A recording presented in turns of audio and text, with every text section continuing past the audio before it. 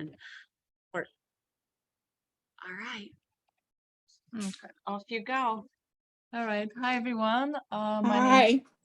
Hi. My name is Martina. I'm a doctor of oriental medicine and acupuncture physician and a nutritionist. Just a little bit about me. I'll sit down. Can everyone see me? Maybe not. Maybe I sit here. All right. So I'm from Bulgaria in Eastern Europe. I came here about 12 years ago. I studied finance back home. I am really, really good at math, and I always thought like this is my thing. Like I don't like anything else but math. But I came here and I fell in love with nutrition because I got really sick when I came to the United States because of the food here. And I think I got like the flu my first year, and they gave me so many antibiotics that just shocked my body. Back home, my pediatrician never ever put me on antibiotics. He was giving me homeopathy, which I thought that it's the only medicine in the world. So when I came here and they gave me all this medication, it was so bad that my body was pretty much in shock. So I started getting sick more and more and more. And I was eating really healthy, but I was getting sick all the time and I didn't know what's going on. So I started doing some research, figure out about the food and all that. So I changed my diet, even though it was already good. And then I fell in love with nutrition. And I was like, I'm going to be a nutritionist. So I went to school up in Baltimore, in Maryland. And I was really good at organic chemistry there. So my teacher was like, you should go to medical school. This is the hardest class there. And I was like, okay, if you suggest that, I will. Didn't know what to do with my life. So I was like, I guess I'll do that. So I went to Johns Hopkins and it's my first year. I did not like it because it was very oriented to pharmaceuticals, treating the symptoms and never treating the problem. And I was very discouraged because they would not, when I asked my professors, the doctors there about the cause of something, they were like, oh no, you just prescribe this. This is the protocol for this. And I was very discouraged because it was medicine based on medication and nothing else. So I really lost myself back then. And I moved here to Florida, left Johns Hopkins, didn't know what to do with my life. I was praying that my thing finds me, and I met a friend who was a doctor of oriental medicine already, told me about the medicine, told me about the school in Sarasota. So I went there and I absolutely love this medicine. It's so amazing, so powerful. And that's how I kind of ended up here and doing this. I did a lot of different internships from my first year, and most of the doctors in Sarasota, here in St. Pete and Tampa. Learn a lot from them and kind of created my own style as well. I focus a lot on nutrition, functional medicine, and obviously Chinese medicine. So I guess that's it about me. All right, so let's see.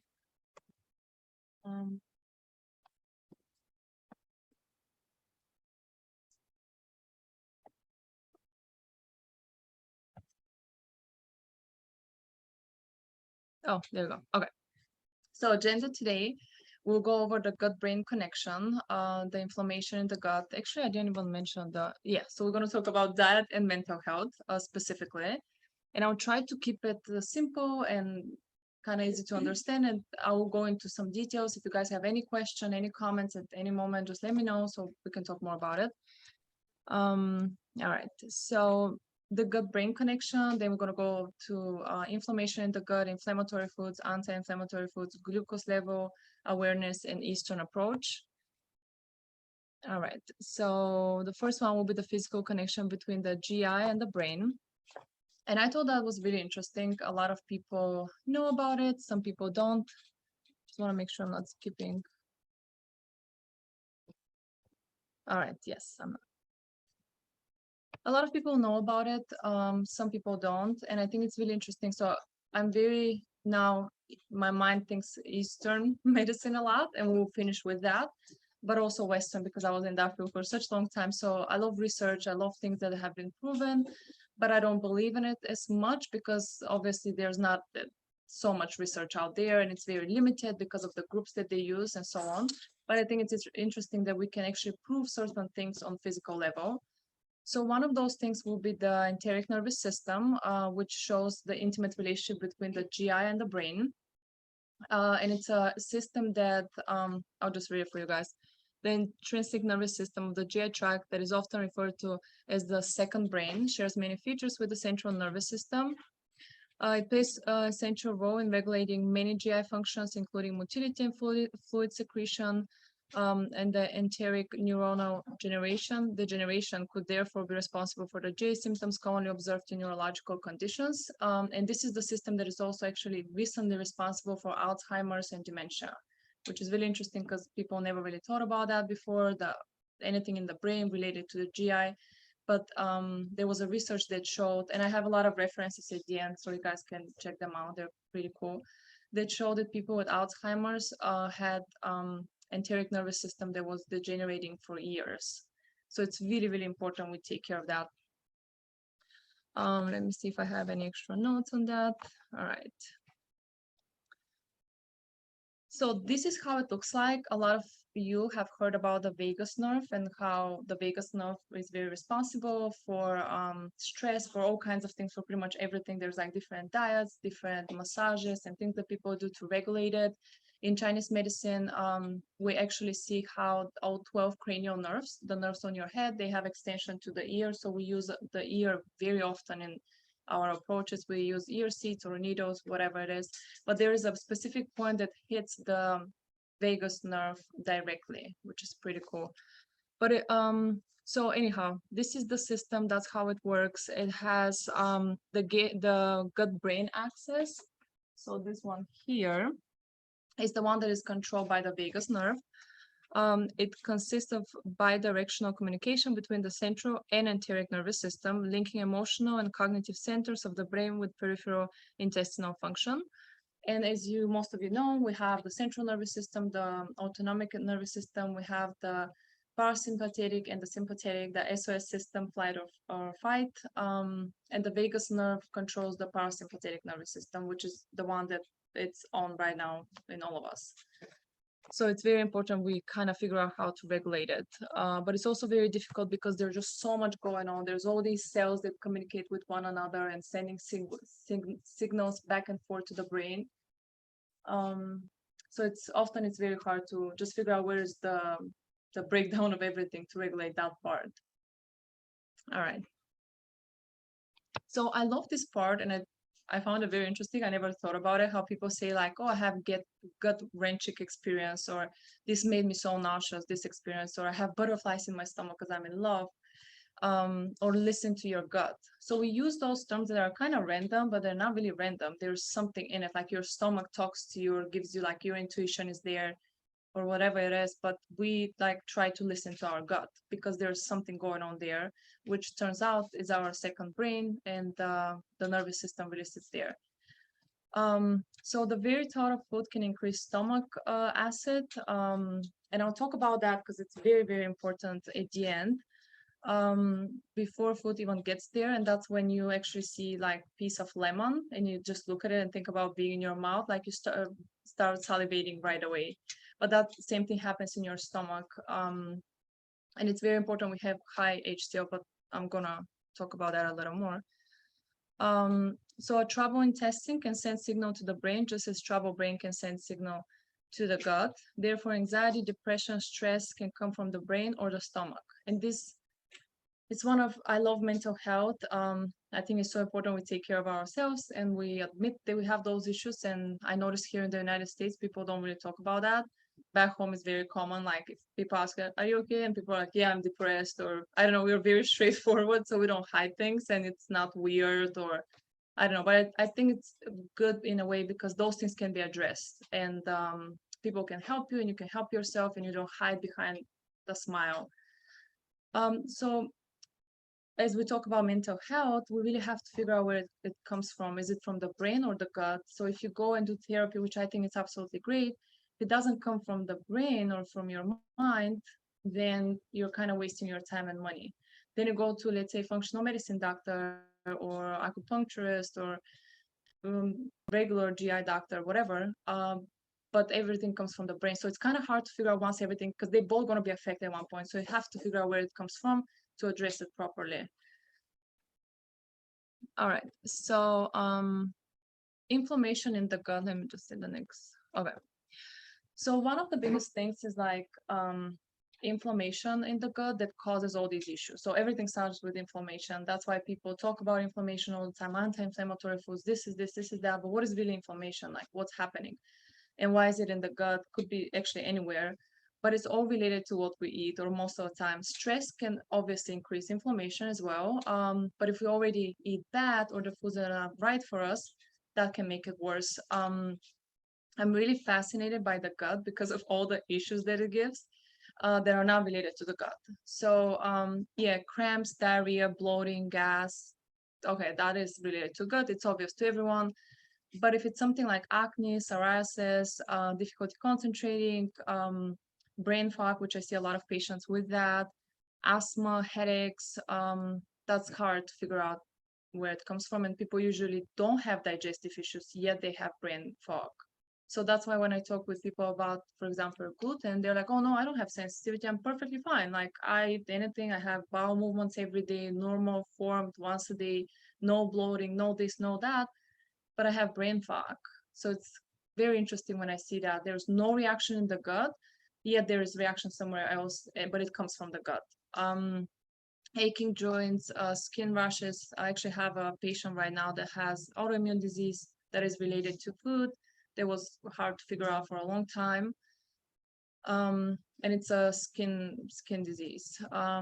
Depression, another one, problems with the immune system. Therefore, we have the autoimmune diseases that are so many right now, and they keep popping in more and more and more, which is kind of interesting because the way we're created is our immune system fights and can recognize everything, what's good, what's bad, yet all of a sudden our own body attacks itself and it finds something to attack. For example, it could be a joint, it could be anything really, and it attacks it in a way to completely destroy it. So it's very hard to fight your own self. If you know you have certain bacteria or virus, you can take something for it, but if it's your own body, what do you do? So it's very difficult to treat. And once you find what it is, actually it's not that difficult, but from Western perspective, I was always told that this is very, very difficult because you fight against the body, really. All right, so IBS, irritable bowel syndrome, we'll go to that. Vitamin deficiencies, memory loss, where we come to Alzheimer's and Parkinson's, dementia. Okay, so I put inflammatory foods, I put the expected list later on because most of you probably already know it, but these are some interesting ones that I found interesting for myself. There's many more, but these are just some of the ones that I told you they're kind of like unexpected. Red dye 40, and yellow 5 and 6, which are related to ADHD and ADD. Let me see which one. Yellow 5 and 6. They contain benzodiazepine, which is a carcinogenic, so it causes cancer. And red dye 40 is linked to ADHD symptoms. So it's very important for people that have that to stay away from those, which are almost in everything. So it's difficult to avoid that. But anyway, this is something to look for. Agave was another thing that I was like, agave, why would that be like inflammatory? Because it's good, you can get it organic, it's almost like honey, people use it in smoothies in healthy places. However, it's 90% is processed and it's fructose, which consumed in large doses, which most of the time we do take it in large doses in packaged foods, can impair fructose absorption in the small intestine and cause the gut to become extremely permeable and causes inflammation. So once you guys have heard about leaky gut, yeah, right, okay. So it's leaky gut, it's interesting syndrome that makes, because the small intestine, they're almost like single-celled. It's very thin because they have to absorb all the nutrients. So we absorb everything in the small intestine. Our stomach digests everything, and then the small intestine absorb everything. So they're very thin, and they have almost everything can go through it, but not everything. Anyway, when there's a lot of inflammation, it's almost like a mesh that gets like bigger and bigger and bigger, and now almost everything can flow through and go to our bloodstream, bacteria, viruses, things that we don't need, and they could go to the brain, could go to the joints, anywhere, and start creating inflammation. So agave apparently does that. It's one of the foods that could do that, and of course everything moderation. And I'll go to that part where our bodies are different and so on. Peanuts, I think that was given kind of, but peanuts, cashews, they're from the same family. They are not really peanuts are not really nuts. They actually are grow in the ground and they're full of mold most of the time. So it's hard, that can get to your brain. So it's not a good choice.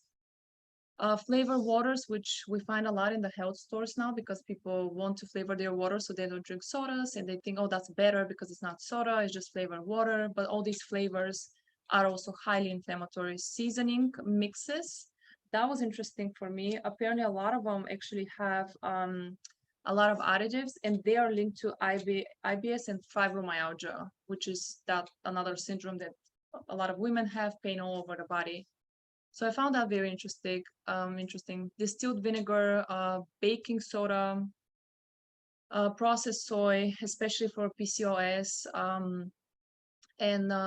It's very hard to find good soy. And even if you do, I've seen on blood tests, especially hormonal blood tests for women, how soy can actually increase the testosterone, which usually it's high in estrogen or pseudoestrogen.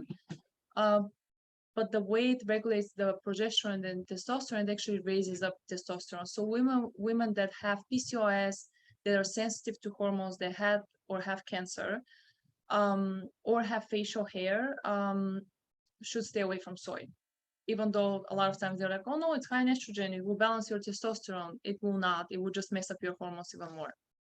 Protein bars, that was another thing that I found interesting because of a lot of artificial sweeteners in them, which I don't like at all. And I've read a couple of research papers that said it actually gives a wrong signal to your pancreas and over time can create diabetes because it's sugar, but it's not sugar, and it messes up with the insulin production. So a lot of, and another study was related to MS. So we should try to stay away from those. Obviously, honey, a little bit of brown sugar, it's much better than artificial sweeteners. Okay, and the nightshades, yes. Just a quick question Yeah. with protein bars. So it's not the protein itself, it's just like all the additives that they put in the bars. Mm-hmm. Mm-hmm. So if you Yeah. did some research, maybe there is like protein bars that have like dyes and stuff like that in them. Yeah. So would that be safe to consume? Yes, and always I'll get to that part, and that's from my nutrition background that it's very common. People don't read the labels a lot of times. They actually read the just what it says on the not they read the labels but not the ingredients. And the labels in the United States you can write whatever you want. They do not have regulations like in Europe. We have a lot of regulations. They cannot write certain things, and when you're in a hurry, we're also busy. You go to the grocery store, you just buy a couple of things and you see, okay, organic or this or that, and you grab it. But you must read the ingredients. On the ingredient list, they have to write everything. They cannot lie. But on the actual label, they can say like, oh, it will lower your cholesterol. It will do this, it will do that, healthy, blah, blah, blah, blah. But they can literally lie about it. So it's not very regulated. And there's like certain ways they can, and it's marketing and so on. So it's very important you read and you're aware where everything comes from as well. So Thank you, I really appreciate it. yeah, of course. If you don't Yeah, mind, one more yeah. quick question on peanuts. Mhm. So is that like just cashews, just a certain amount of nuts, or is it just like basically any nut that's grown in the ground because of the mold? Specifically peanuts, because they're grown in the ground and they're high in mold and it's hard to detect. Even if you get the organic ones, they cause a lot of inflammation either way. So a lot of times when people stop eating peanuts or even organic peanut butter, their inflammatory markers go down. Okay, great. And they relate that to small amounts of mold. There's so many types of mold and they're detrimental for the brain. And the lungs, I had a patient once that had mold growing on her lung. There was like, yeah, they operated a couple of times, they cut off the part of the lung and it still started growing again. So yeah, it's very, I know. Well, thank God I Uh, don't give up my almonds. So. Yeah, almonds. I mean, they say we shouldn't really eat almonds because it takes like a gallon of water to grow one almond because they consume so much water. Okay, So it's like, they're not green. yeah, that's why they were saying like, we shouldn't eat them, but better than peanuts. For example, my favorite will be pecans and walnuts. They're amazing for the brain. You could go for that. Macadamia nuts, Brazil nuts, they're great for women. They're high in selenium and they're great for the thyroid. A lot of women, we have issues with our thyroid, so it's great to take that. Raw, it's best too. So yeah. So anything high in selenium, like macadamia nuts, Brazil nuts, these two, and selenium in general you can take it, it's better in a capsule rather than tablet, because the tablet has additives, and so a lot of the pills that we could take, like try to take anything in capsule, because the tablets, they put a silicone and all kinds of stuff to help the pill go through the machine, so they have all these additives that are not good for you. But anyway, selenium, it's very actually cheap. You can find it in health stores, but take the capsule, not the tablet. And yeah, okay. Yeah.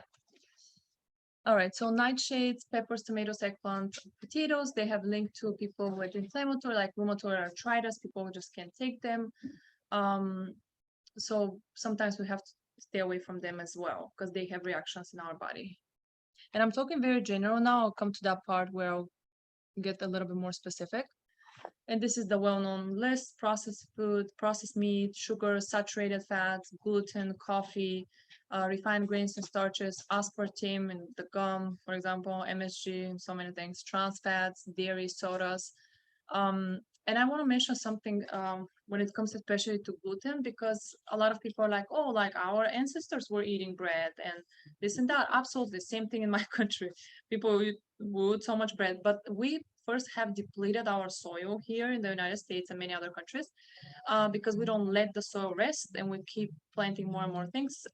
So our food is not nutritious at all. In fact, when I look at blood tests, it's kind of funny because people in the United States are obese, yet on blood tests, they're malnourished. They look like malnourished people. So I'm like, how is that even possible when this person eats so much all the time and all that? Because the food is so empty. There's no nutrition in the food. That's why we take a lot of supplements, we take herbs, and so on. But anyway, it's very modified, even the organic gluten. Maybe if you go with spelt, or I think it's called acorn. These are like ancient grains, quite expensive, and you have to make your own bread or find it in the health store that is really expensive. But maybe there you can kind of get away with it.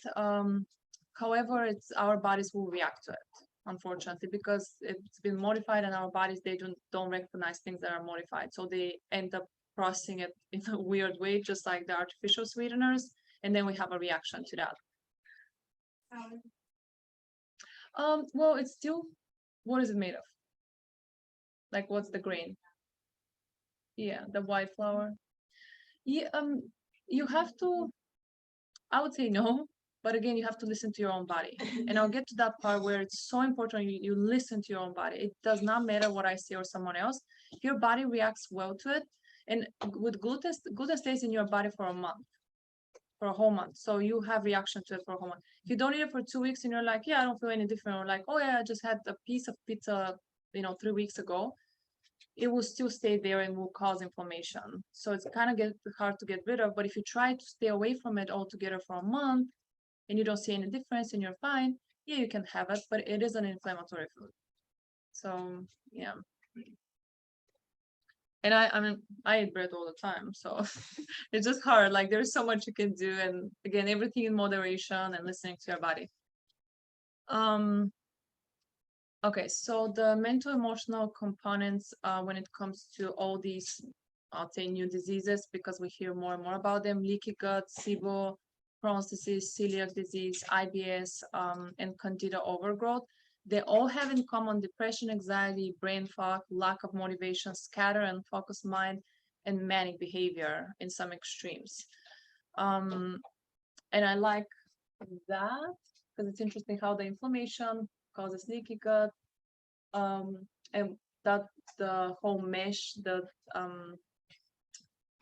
the way the cells are arranged in the small intestine, that's what I kind of meant by the blood-brain barrier. It also, and the brain absorbs everything once it gets to it too, so it's hard to protect the brain from a lot of things. But anyway, that's just the vicious cycle of all these diseases.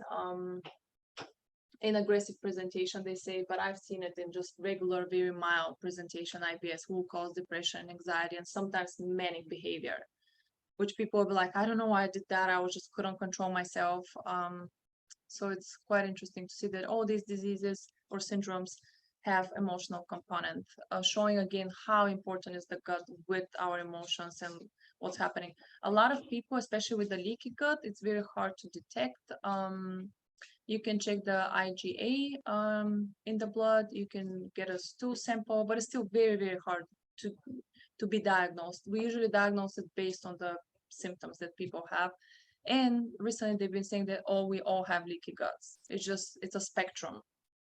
So some have it more than others. But anyway, it's just as the food is getting worse and worse, our bodies are reacting to it and we're getting worse and worse. We have a question online. Is all dairy inflammatory, or is it due to what the animals are eating? Okay, great question. Yes. So, of course, if you live in a farm and you have a cow and it's outside, it's not abused and all that, because the meat will absorb some of the stress of the animal, and that's a lot of cultures believe in that, and now they prove it. In fact, if you kill an animal viciously, you can eat the meat. It just has a different flavor. In my village, in my grandmother's village in Bulgaria, they had to kill it very gently, kind of from behind, without the animal even knowing or reacting. Otherwise, the meat tasted horrible because of the stress it's released in the body, and then we absorb it in a way. But yes, and I'll talk because I'll finish with the Eastern approach with the Chinese medicine, which is so different than this. What they believe that actually milk is very nutritious. Of course, not drinking too much. Same with cheese. There are certain cheeses that are good for us. A lot of people that travel to Europe say that they're lactose intolerant here. Yet in Europe, they can eat all the cheese and drink all the milk, and they're perfectly fine. So that shows the quality and how our bodies react to it. People have been drinking milk and making cheese their whole life for many, many years. And we're seeing all that because we overeat, we're overstimulated here. We don't rest our bodies, our minds. We eat too fast. We don't really enjoy our food. So that contributes to everything. And again, I'll keep repeating that everything in moderation is fine, and listening to your body, because our bodies are very different. They react to different things. I can drink as much milk as I want. I'll have no reaction to it. I won't have nothing. And I have friends that have a little bit and have severe diarrhea or get acne and so on.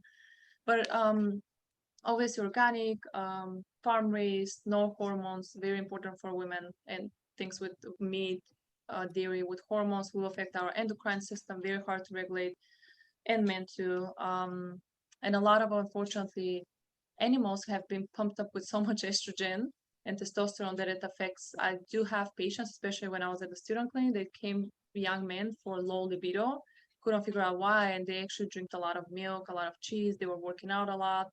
So it's so high in estrogen that it actually suppressed their testosterone. I hope that answered the question. Okay. All right, so anti-inflammatory foods, this is very short list, but fatty fish like salmon, obviously not farm raised, because it changes everything, because again of the hormones, antibiotics that get to our bodies when we eat it. Sardines, herrings, anchovies, because they're small. The smaller the fish, the less likely you'll get the mercury, which is also very bad for your brain.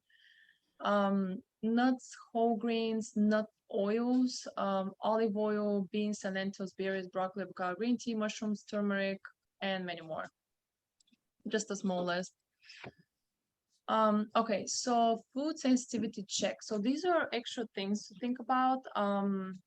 As I said, not everything that is good for everyone is good for us. Some people have like weird reactions to blueberries, to some of the superfoods.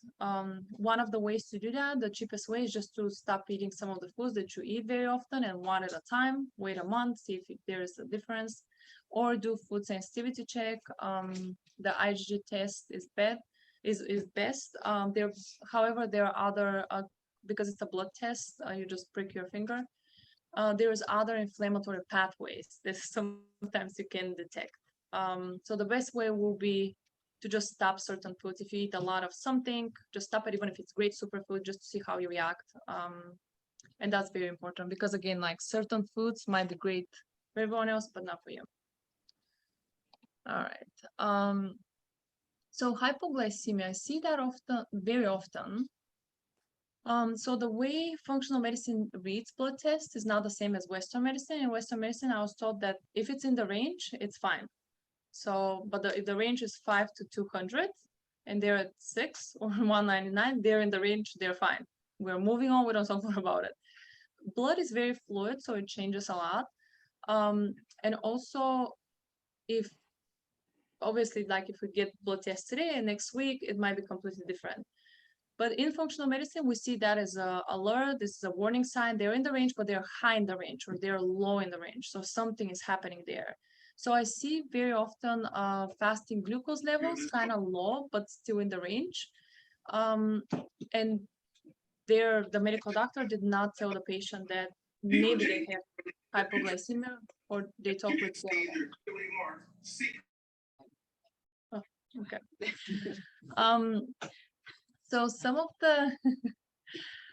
the signs, and by the way, hypoglycemia sounds better than diabetes because it's low blood sugar, yet that's how people get diabetes. That's how it starts with low blood sugar. So it just shows the body does not know how to regulate the sugar. So it's a warning sign and people should take it seriously. So some of the signs are sweating, blurry vision, dizziness, anxiety. Very often people wake up anxious, having a anxious feeling in their stomach, low blood sugar. Obviously hunger, sometimes they don't have it, they have irritability, they get very, very nauseous where they don't think about food, they get nauseous. And these are more of the severe signs. Not everyone gets that. So a lot of times when we're in a hurry here in the United States, we tend to skip meals, eat very quickly. So our blood sugar, let me just say if it's that one. No. Our blood sugar, instead of going like that throughout the day, like we get hungry, we have a little snack, then we have little dip down, and then we have lunch and dinner. So it should go like that. Yet here we're going down and up all the time because we don't eat slow enough. We don't chew our food slow enough. We have amylase in our saliva, which breaks down starch. It's very important we chew a lot where the food gets sweet. Whatever we eat, even if it's something salty, if we chew it enough, it will actually give us sweet taste. And the enzyme in the mouth will start breaking down that starch. And it will help the stomach, and it will be easier glucose absorption because the body will turn everything to glucose because it's the fuel of the body anyway. Whatever you eat, it will turn out to that. But doing it that way, like eating slowly instead of eating fast, it's the best way. But I know we're all busy; it's hard to do that. Having snacks in between, always having breakfast, lunch, and dinner, and snacks in between, even a little bit of nuts in your pocket throughout the day. That way it's slow, and that affects our emotions so much. I had patients with severe anxiety. The only thing I told them was that they changed it. They were perfectly fine. They didn't need herbs. They didn't need any of even acupuncture. Just regulating their glucose levels was enough to change the anxiety, which seems like a silly way to fix something like that, but it works so well because it affects our nervous system. It's all about survival. Our bodies think primarily how to digest food, when to digest food to survive. And if we don't give our bodies food, it means it gives us different signals like anxiety and stress and depression, which we don't relate to that. All right, so before going to the Eastern approach, do you guys have any questions about the Western? Any comments? No? Okay. All right, so this is the Eastern approach that is very different, the Chinese approach. It was when I started studying Chinese medicine, it was a little difficult at first because I had to switch my brain, the way I was thinking, because in Western medicine, everything is very linear. This leads to this leads to that. It's very linear. Chinese medicine is kind of all over the place. And I didn't like it at first, but then it made so much sense because we're all so different. And that's why they call it holistic medicine. It just approaches every person differently, and it's not a protocol-based medicine. But it has very different understanding of food, which I had a hard time at first understanding. And this approach will be the 5 elements Chinese medicine. All right. So mental health in Chinese medicine. Just an example. In Western medicine, if you see a patient that has depression, You probably have 2 or 3 causes. You figure it out, give them medication, send them to a psychiatrist, whatever, moving on. In Chinese medicine, there's at least 8 patterns, so at least 8 different reasons. And you can have 2 patients with the same symptoms, but completely different patterns. Or you can have 2 patients with very different symptoms, yet it's the same pattern. So you give them the same herbs or the same treatment. Same thing with anxiety, panic attacks, a big one in the last couple of years. Brain fog, huge one. Almost every other patient I have has brain fog. And all could be caused by bad diet. And many other reasons, but also bad diet. So since we're talking about that, I won't focus on the other reasons.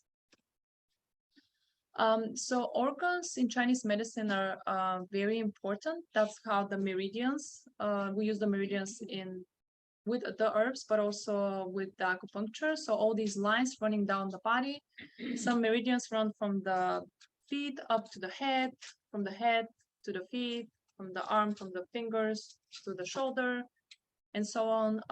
So we unblock channels with the needles, but we can do that with herbs too. There's 12 main meridians of 12 main organs in Chinese medicine. Interestingly enough, for example, the heart is not a huge organ. It's not as important as the kidney or the liver. Spleen is very important. They don't talk about the pancreas.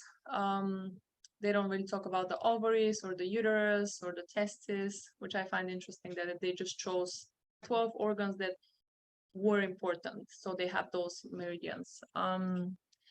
These are also related to emotions. So in Chinese medicine, you have 7 emotions that can cause disease, meaning emotions are very normal, but if you have an emotion for a long period of time, it will cause a physical disease, which even in the Western world, we've seen that.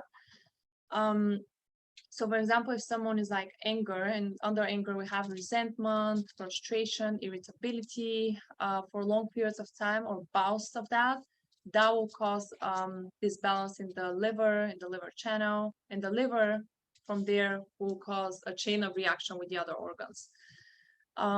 So they also have their own taste. So the liver, the emotion of the liver is anger, and even from, I guess, Western medicine, Western perspective, you can show that. We say like, oh, he's an angry drunk. People that drink, it affects their liver. And we know that because they can get liver cirrhosis, and they can get very angry. So that's a way to show that the anger is the emotion of the liver. And the taste is sour. So people that come and say like, oh, I love sour foods, like anything sour. I can like get like a little shot of vinegar and just drink it and I want more. So that shows me that there's something related to the liver. Oftentimes they will have some of those feelings, like they don't necessarily have to be angry people, but they can have some resentment, something they can't just let go, hold grudge against someone, and so on. And it's just this balance. A lot of those things are not who we are. It's just this balance in our body that has been going on for a long time that caused a chain of reaction. It was not addressed and it happened. So a lot of times once this is released, people feel better and they don't experience that again. Or it might be something they have to work on their whole life, get maintenance treatments or herbs and so on. So because of that with the sour food, so if you eat too much sour foods, that can aggravate the liver. It means that the liver might be deficient, something is happening with the liver, but if you over consume those foods, you might aggravate it and cause more of those emotions. Same thing with the kidney. The kidney's emotion is fear. And salty food. So a lot of people, and that's where our essences in Chinese medicine, our life force in a way, and we were born with certain essence, and then we get essence from the food as well. So if our parents were very healthy, our mothers have healthy pregnancies, we'll have a lot of essence. And but if they weren't, we won't. So you see people with, we call it kidney deficiency. They have growth issues, their hair turns gray very early, they get wrinkles very early, premature aging. So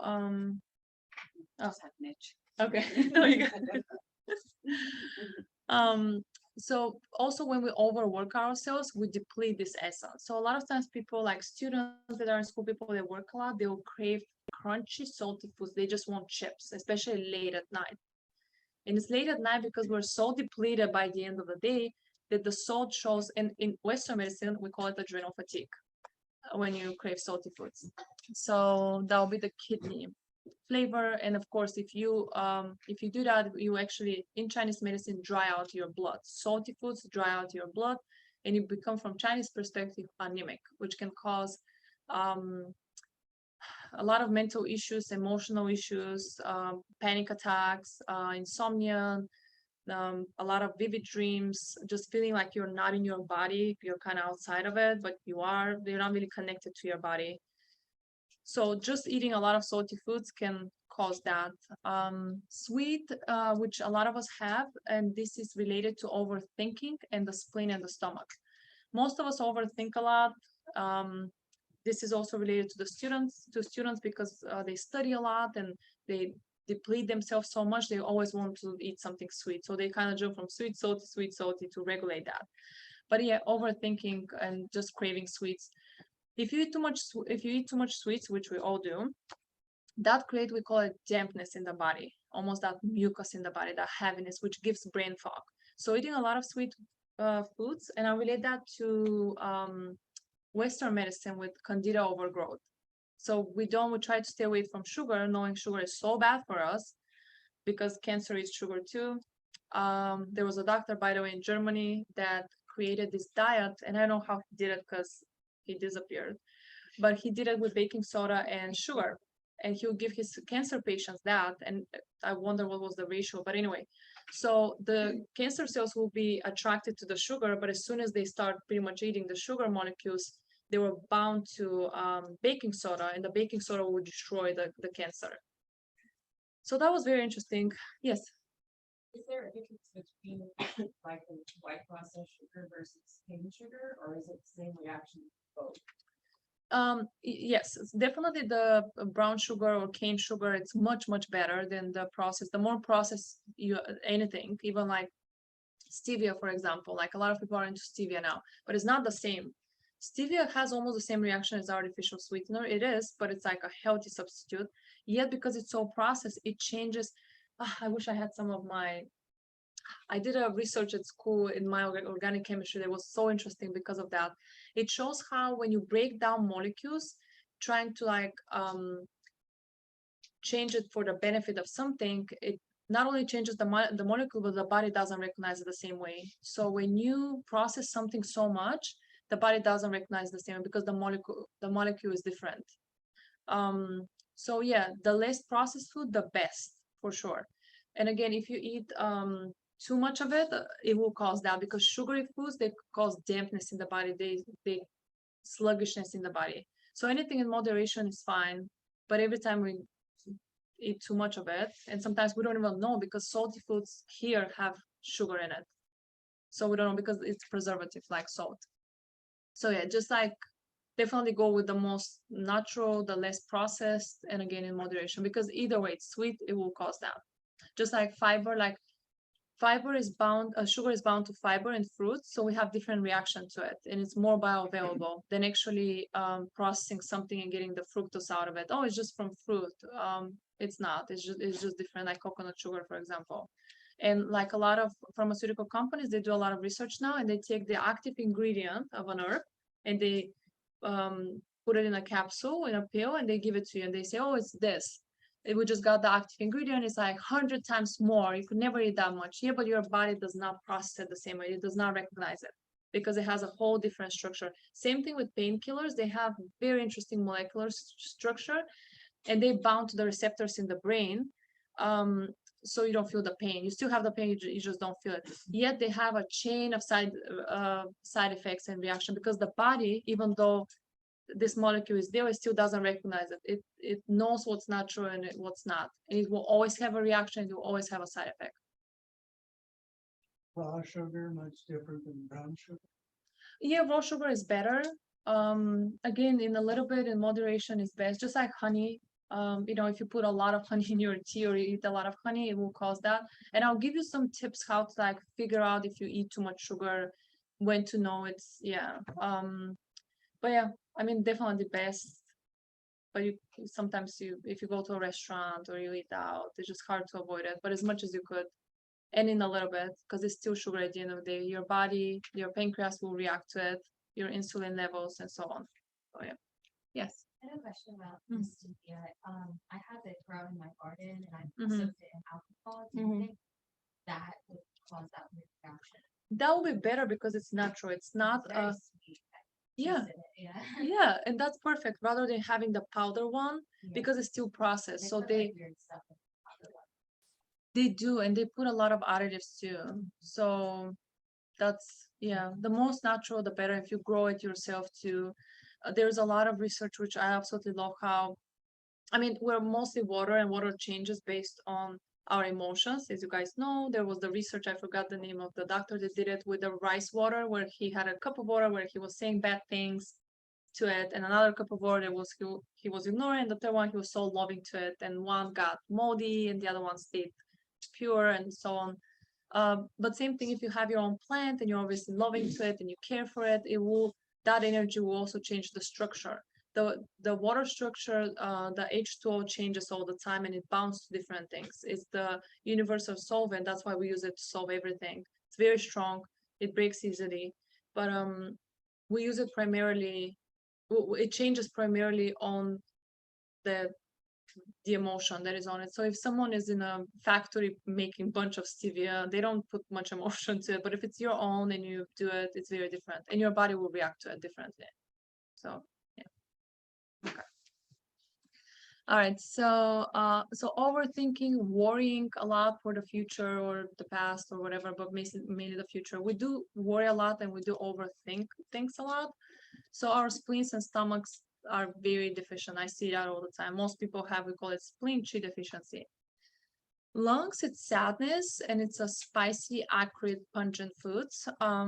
So we do see a lot, I do see that a lot with people that grieve, they just have all this sadness, they haven't been able to process emotions because um here, like again, life is so busy, we're after so many things all the time.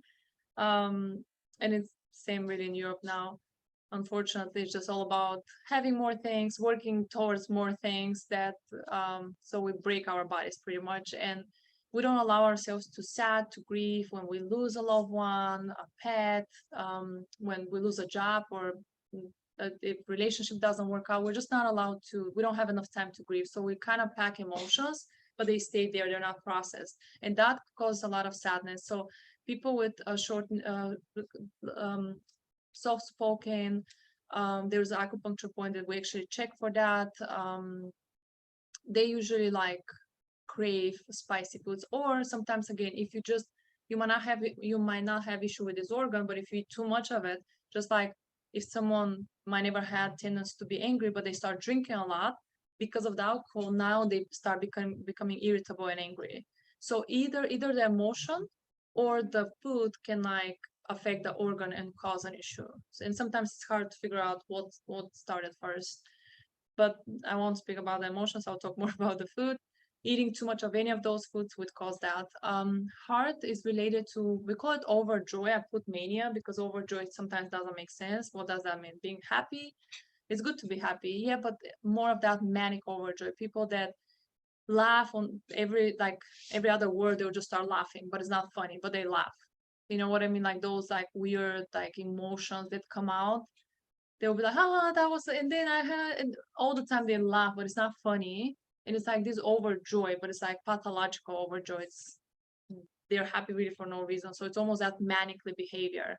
And those people, they have a lot of heat, and heat in Chinese medicine is actually cleared with bitter foods or bitter herbs, but they might create like bitter stuff. And I have a good friend that there is a Chinese herb that it's very bitter, like I could not take it by itself, even if it's in a formula. And she just like goes, put it in her hand, and she like licks her hand. She's like, oh, this is just so good. Or she like packs it in her mouth and she just like sits there. She's like, oh, it's so good because she has so much heat and a lot of emotional hard things going on that are not processed. So it was very interesting to see that in her. Made a lot of sense. Couple questions, good Yes. questions from online. Yeah. It's one of my favorites. Juicing vegetable and fruit organic, is this good for the gut? Could be if we have enough HCl, first of all. And I'll get to the HCl because maybe I should start. Let me see. Or And then let there's me answer another this question too. Yeah, so okay. go. Yes, so absolutely, especially if you grow them, especially so also in Chinese medicine, fruits, vegetables, foods in general, they have nature, they have a flavor, they have temperature. So raw foods and vegetables, they are very cold in nature. Obviously, something like spicy food will be very hot in nature, it makes you sweat.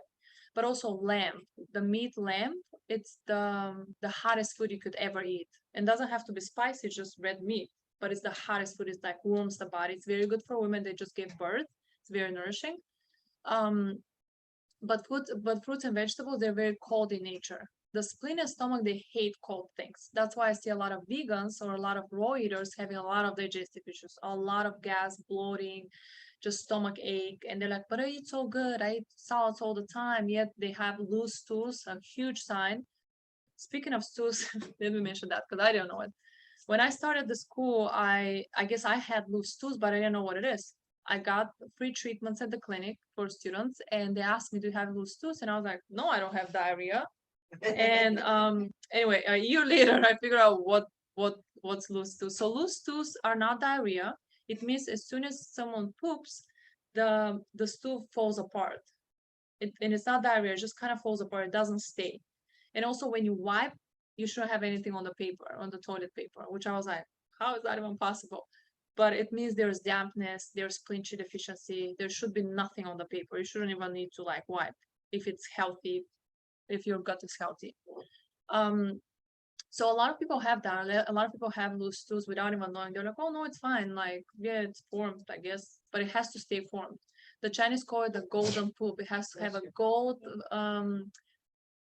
color, stay full, and nothing on the toilet paper. So that's the healthiest poop you could ever have. What was I talking about that? Kind of like I got to like Using fruits and yes, veggies. yes. So fruit and veggies are very bad for the spleen and stomach in Chinese medicine because that's related to digestion and they create a lot of loose stools and the spleen and stomach hate it. Unless it's really balanced with some ginger, with cayenne pepper, which are very hot in nature. So that would balance it a little bit. But over long periods of time, this will also deplete and decrease the hydrochloric acid in the stomach, the HCl, which is just the stomach acid, which is responsible for, okay, I'll go into that when the next slide. But yes, in moderation when it's hot in the summer, even though we live in Florida, it's always summer here, but not really because now it's hot, but in January and February it's not that hot. So right now it's good, especially when you're sweaty, when you're hot, you can absolutely have that, but everything in moderation, not only salads and smoothies, because they're not good for a lot of people. And I've seen it so many times. And it takes a while to regulate that as well.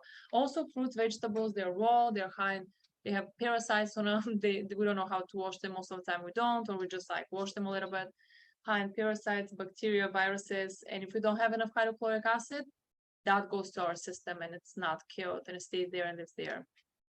Hence, so many parasitic invasions. A lot of people have, yeah. So that was So this next one is a little more complicated. To talk about Eastern and Western approaches when someone is experiencing allergic reactions to all but a few foods they're able to eat. I've learned continued weight loss is often an experience for these folks because they have a fear of eating to trigger an allergic reaction.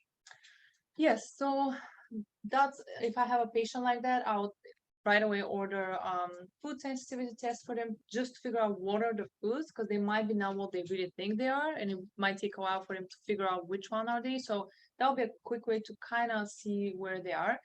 This is often related to leaky gut, so we'll have to with low hydrochloric acid, so they have to be put on hydrochloric acid, very cheap supplement. Their mucosa in the stomach has to be restored as well. Probiotics, they have to start taking probiotics, and little by little because they probably don't have any probiotics. Their microbiome is out of whack, and they probably have sensitivity to everything.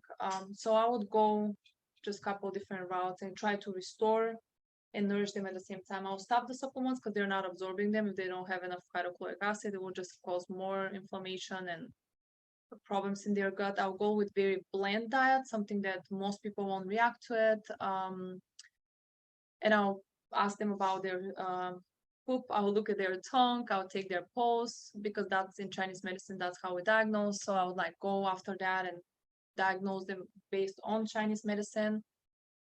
And I'll kind of go from there, see how they react to acupuncture too. That will tell me something. But yeah, it's like with people that are, and you said that they were They're noticed allergic to most things and now Mhm. they're have more of like a fear of food and then they lose weight because they're avoiding food because they're afraid of an allergic reaction. Yes, and that's where we can see the enteric nervous system just related to their emotion. Like if there's food and they already have reaction to it, they start stressing out, and they start eating. It's just now they activate the sympathetic nervous system, and we shouldn't eat. I mean, everything shuts down, and our hydrochloric acid, our digestion shuts down because we're under stress. We are created that way, so if we're chased by something, we don't sit there and eat, but we run away. But you can activate that system just by thinking and just getting stressed by something that is not really there. So I'll work on stress and their emotions. Maybe obviously herbs or flower essence is something very gentle. Homeopathy will be great for patients like that. Maybe better than herbs because of their reaction. Homeopathy won't do anything, won't react with anything. So I'll probably go with that for them and just work on the emotions, because once they change that and adding those different supplements, I think that will help much. But it's a long way, like that's why it's so hard to really address the digestive system and help it. It takes like a commitment. People really have to do it, and it takes time because it took a long time for them to destroy their digestive system. So now it takes time for these good bacteria to grow, for the mucosa to build up, for the hydrochloric acid to build up. And that's why we give some supplements. And also emotional help of some sort must be done. So, yes. I never worked with someone from CSI. CS. Let me find the actual. Okay. It was, I just met this girl the other day and she said that she struggled with it. She was from, yeah, and Mhm. came here and she came here and essentially started getting sick. Okay. And whatever, but it's a certain acid or enzyme in the Mhm. stomach that she's not able to produce. Mhm. And now she has to get this medication, it's like $900 a month or something. Oh no. Okay. Crazy. Well, we have to figure out what's the enzyme, and also like digestive enzymes will be like very helpful for her. Like the HCl, they sell it with pepsin in it. There's something related to the pancreas. Maybe she was born that way. For example, papaya, pineapple, are like grapefruits. They're like they say we don't eat pineapple. Pineapple eats us, which is so creepy, but it does because it has all these enzymes and it breaks down food. Back home in Bulgaria, we'll put pineapple on the meat overnight, and the next day it just falls apart. It's like it eats the whole thing, but it gets so tender when you eat it, when you cook it. But papaya, pineapple will be like things to add to the diet to help with that naturally, or just digestive enzymes, some probiotics. Again, kind of like, and I would see it also, that's very Western thinking, but I'll also look at it from Chinese perspective and see what's the disbalance there. And again, like emotionally, we always have to think that. She said too, she feels that like she's more stressed out, it's like hurts. It- So I'm yeah. like, yeah, but it's actually the she can't break down sucrose. Okay. Yeah, that's interesting. Yeah. The She said sucrose. it's super rare. It's, Yeah. yeah. And I see that a lot. People with very odd like things that it's like 1% of the population has, and all of a sudden they were diagnosed with that, which shows sensitivities in the foods that we're eating. Just our bodies create that. So if she was born that way, you have, yeah, her diet has to be altered, and I have to see the medication, what's based on. That'll be interesting. Or she can research that and what does it do exactly to help her, and she can substitute that most probably with something more natural. But I'd love to help $900 a month. yeah, that is a lot. Yeah. Yeah, there's many ways that you can approach things, like just from Western perspective or Chinese perspective or homeopathy. There's just so much. You just have to see where it comes from and how they got affected.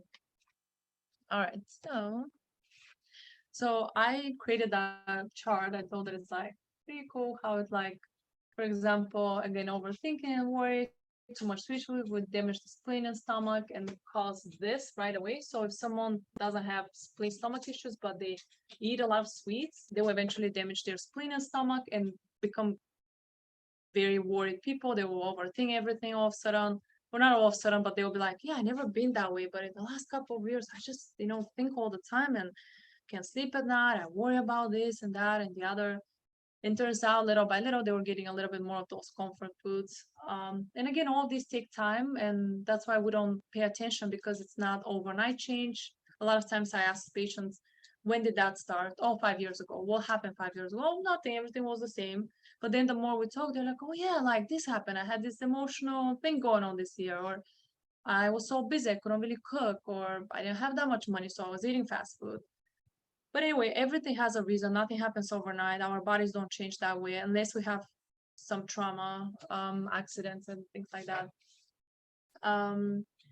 So yeah, craving sour foods and eating too much of them show liver pathology, and also like aggravate the liver. The liver will get angry. We see a person will get very angry, frustrated. I told you about the adrenal fatigue, the fear. So we see a lot of people with diagnosed with adrenal fatigue in Western medicine, being very fearful, and same thing in Chinese medicine. They would just be scared of everything. They will have a lot of fears of the future and what could happen with this and that, and how am I going to pay my bills and all that. Told you about the bitter foods and the fatty foods. Actually, didn't mention that with the sweet foods are very fatty foods, even like healthy fats like avocado. If you eat too much of it, still fat. It will create damp in the body. And it also depends where you live. Bananas will actually create a lot of damp. We can't really eat them because they're very moistening, unless you're very dry in nature. But if you're in Arizona where it's dry heat, you can eat a lot of them. I had a patient like that. She was like, every time I eat bananas here, I get like brain fog. I'm so sluggish. Every time I'm in Arizona, I can eat bananas all day and I'm perfectly fine. So it's very important to see what tendencies we have as people, because we're all different. I have tendency for dampness. Some people don't. And work on that, because again, we all have our own thing going on. All right. So brain fog, schizophrenia. So in Chinese medicine, a lot of those diseases, especially schizophrenia, anything like severely mental, those patients have very thick, and we see that on the tongue as a very thick coating. Could be yellow, could be white, and that shows dampness, and also the pulse and some points, but especially the tongue will show a lot of dampness. When people eat a lot of sweet foods, you can see that. Or if you do it in the morning before you brush your teeth, just look at your tongue. Try to not brush your tongue so you can like see the coating, but that can show you, oh, I've been eating a lot of sugar recently, or like fatty foods, or a lot of cold foods will create that, like a lot of salads.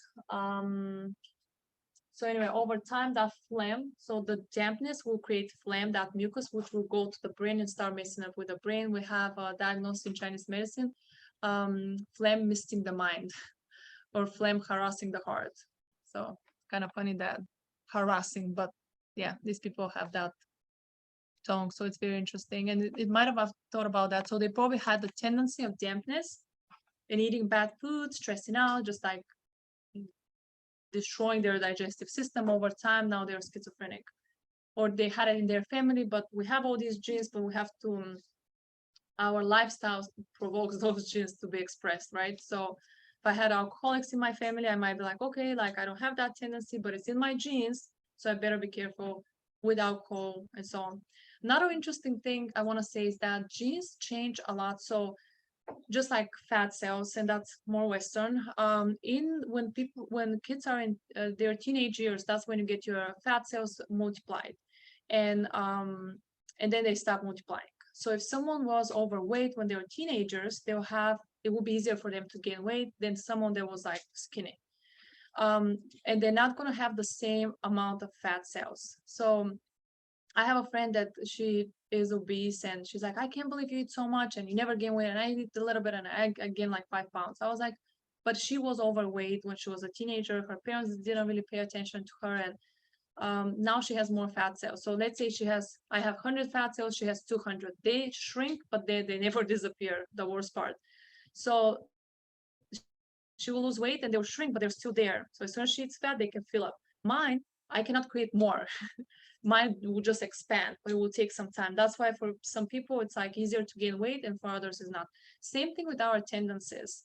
So if we stress out a lot, that's going more into fertility and pregnancy, but I'll just mention it because I think it's interesting. It's good for you to know.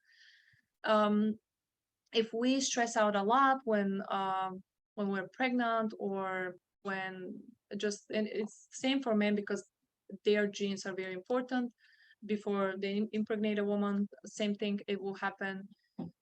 That would like these genes, you can change your genes throughout your life and you transfer that to your child.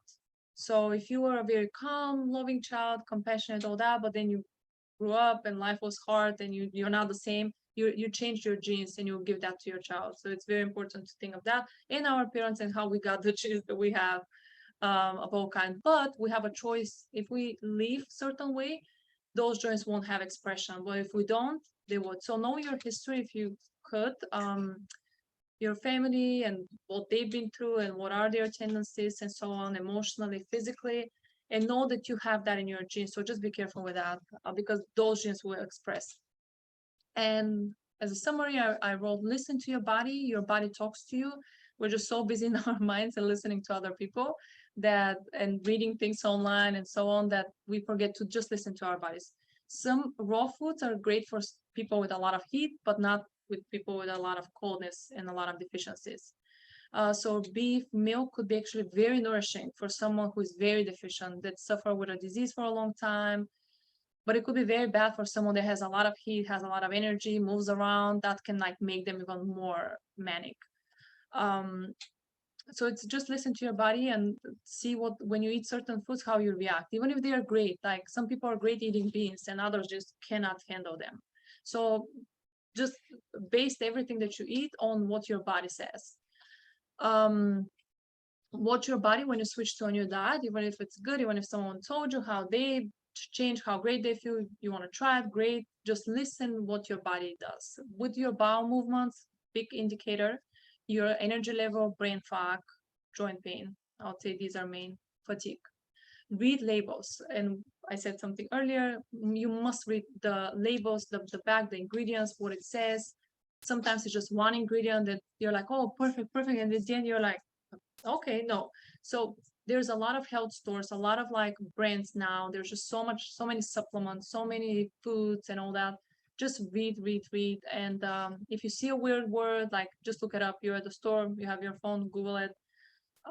There's a lot of additives, a lot of preservatives because they want the food to last forever or a long period of time. So they are those things, they're really bad for us. The less ingredients, the best. Add probiotics and HCl. We all have low HCl, or most of us, like 90%, because as we age, our hydrochloric acid gets low. As we stress, our hydrochloric acid gets low. And it's very important to not only break down food and absorb food, but kill parasites, bacteria. So a lot of people take all these supplements, all these herbs, but they don't have acid to absorb any of it. So what's the point? Super cheap, you can get from any health store. I was just gonna ask, so you can get HCl from. Yeah, absolutely anywhere. You can get it from Amazon. You can go to Rolling Oats. Is it the one that you can get capsule? They're Or is that different. something- Yeah, Like, what is it from? they have it in capsule and tablets. Okay. We also have it at the clinic. We sell it there. I'm not sure if ours is. I think it's tablets, the one we have. I don't remember. Yeah. It's a capsule. Okay. Usually it's one pill before your biggest meal with protein.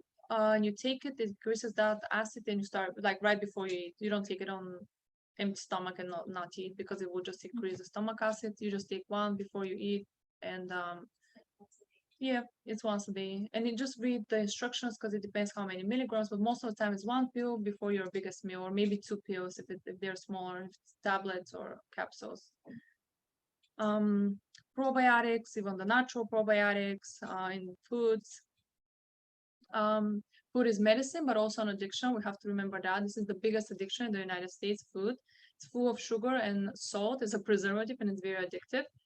Even the healthy food could be addictive, so we have to also pay attention to that and be aware that we cannot get addicted to food.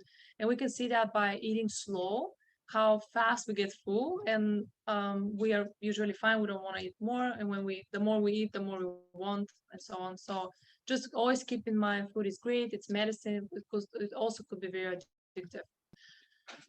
What you crave is not what your body needs. Just like I said, if you crave a lot of sweet foods, it just shows like digestive issues going on. A lot of candida in Western medicine, it will show that, but that doesn't mean that you crave it because you need it. And sometimes you crave things that you need, like you can crave fatty foods if you have low triglycerides, it's very important you have enough fats in your diet because hormones are made of fats, and we don't have enough good fats too. So yeah, just remember that rarely what you crave is what you want. We crave bad food because it's delicious.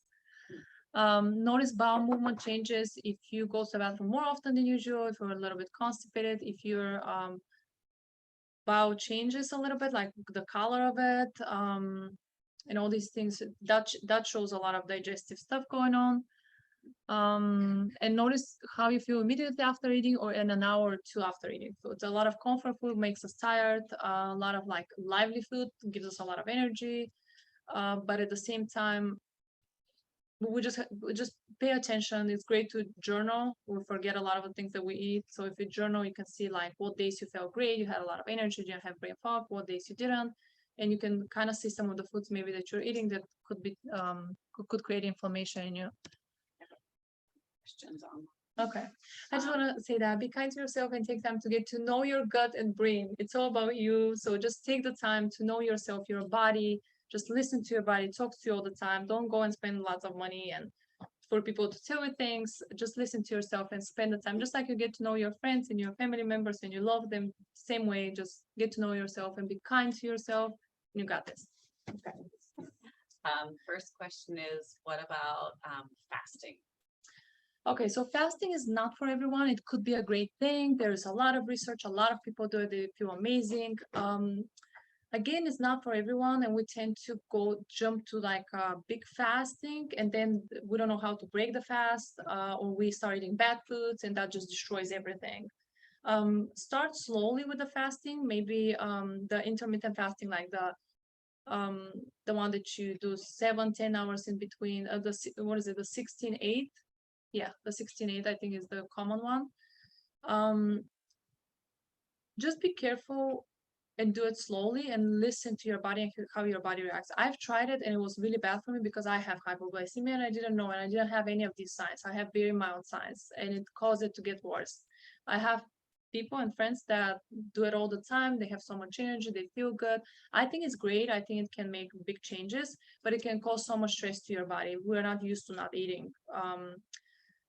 So if you try it, just start very slow and notice how you're feeling. It will give you a little bit of fatigue. A lot of things will change because of the autophage. So the phagocytes are the cells in the body that eat bacteria and viruses. And when we fast, our bodies start eating all these things. So we don't digest, our bodies don't worry about that, and they take care of everything else that is going on that is bad, like bacteria and viruses. But that also can have negative effects. So start slow, see how you're feeling. Try it a couple of times, because the first time, because of that phagocyte effect, you might have a little bit more brain fog, which could be just detoxing pretty much, because usually it gets worse before it gets better. So I'm not against it, and I am for it being done the right way, which often most people don't do it the right way. So Next one is about food sensitivity testing versus food allergy testing, and how when we do food sensitivity testing, we often come up sensitive to the foods that we eat the most. So is one more recommended than the other? So allergy test is it's not great. I mean, I think it's important if you have an actual allergy, but you have an actual reaction to it. It's not going to be as like a sensitive. The sensitivity gives odd reactions, like again, like joint pain or fibromyalgia or brain fog or skin reaction, like you have this weird rash now. So that's a sensitivity. And anaphylactic shock, your throat is closing, you get like rash on your face, you take Benadryl, you feel better. That's an allergy. So most people know what they're allergic to, but sensitivity, it's very different because it's an inflammatory reaction. You can do the IgG test, which is pretty accurate and it's great. It tests for, it depends which one you do, but let's say 200 to like 350 foods, but there's more.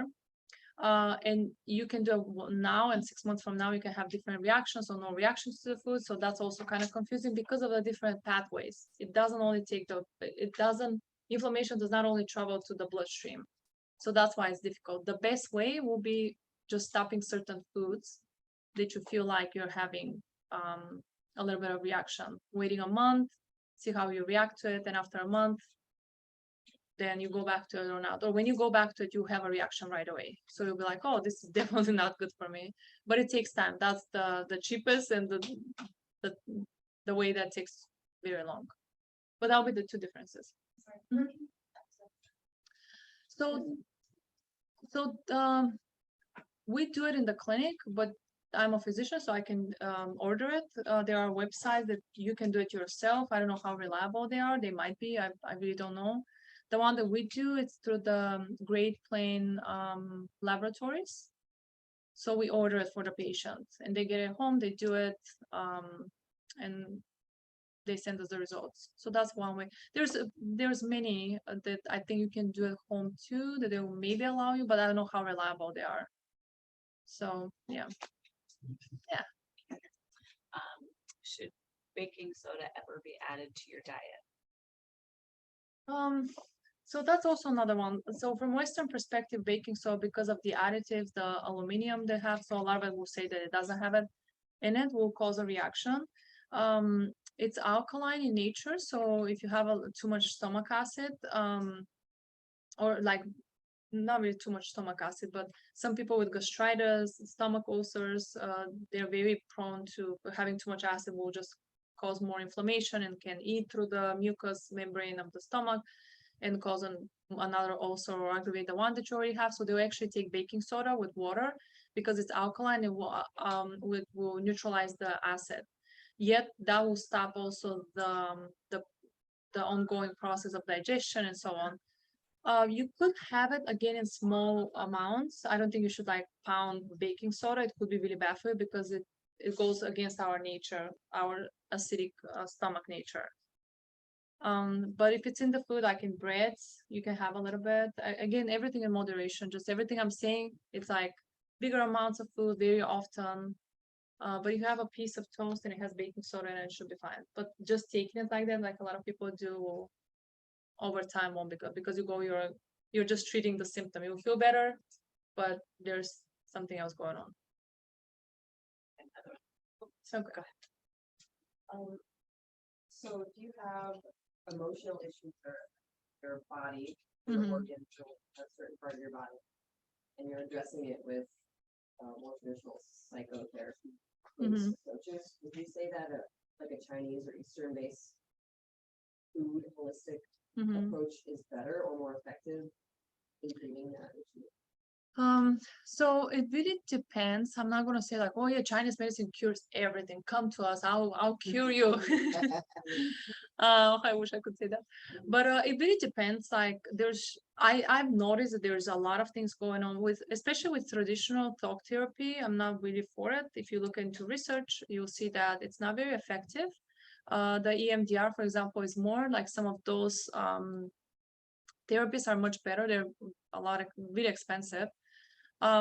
Therapy in conjunction with the natural stuff could be great, but we have to see what's really going on. So a lot of times it is your diet, it is maybe something in your digestive system.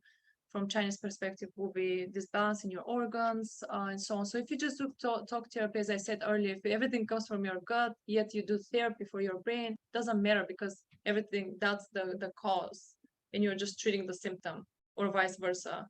So you have to figure out what it is. Natural medicine in general, not just Chinese medicine, I think is great. Western medicine, we have great herbalists in the clinic that I work. I think it's absolutely amazing. It can help so much because we're all so deficient. We really need a lot of supplements and herbs. And that could help or just get rid of the problem altogether. So it's very subjective. That's why I can't really give you an answer, yes or no. I want to say 90% yes, but there's always a chance that could be a no. But working together will be the best thing. That's something that they do in China. They work together, Western and Chinese, Western and Eastern medical doctors will work together, and It's just the best result. So you attack the problem from always. And then sometimes someone just needs to talk to you. I've had patients that come and they like I do the intake and I just feel like they just want to talk. So I let them talk. So we talk about whatever's going on and they feel better and I didn't even give them an actual treatment. So sometimes that's something. We're very lonely here and we don't it's just hard. People are going through so much. We get to be very lonely. We can express our emotions because we were being judged and all these things. So sometimes people just need that, and it's nothing to do with it. Just comes from the brain or the mind, and that will help. But if it's more than that, because eventually this will create, as I said in Chinese medicine, if you have sadness for a long period of time, yes, therapy will help. Yet that will create some lung issues, and then that will go for more and more. So it depends. I would say. Have you had the chance to study, is there much parallel between Native American medicine, Chinese medicine? I have not. Dr. Linde at the clinic has. He's so knowledgeable about all the different native medicines. I have not. I noticed that even the Bulgarian native medicine, Chinese, African, from whatever I've heard from Dr. Linde, South Americans, they're very similar. Seems like people came to the conclusion how to treat themselves long time ago. We're just now like figuring things out, relying more on Western medicine that is so young, calling it like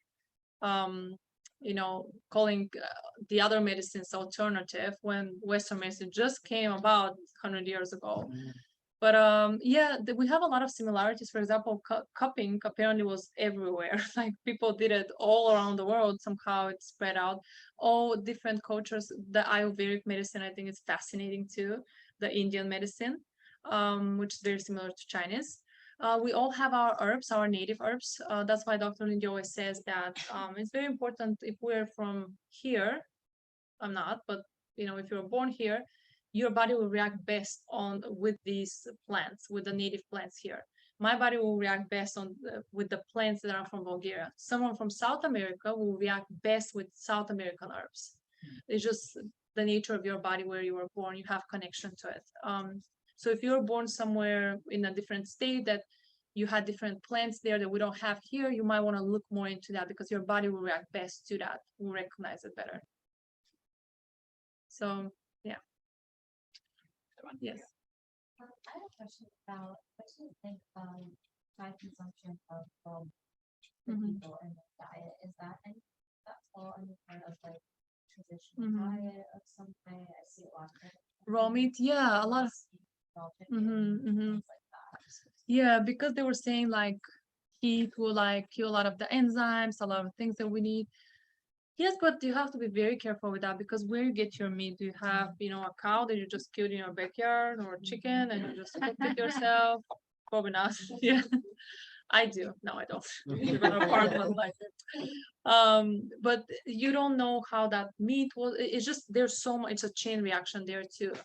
What if I see they are saying they're getting it from Farmers and all that.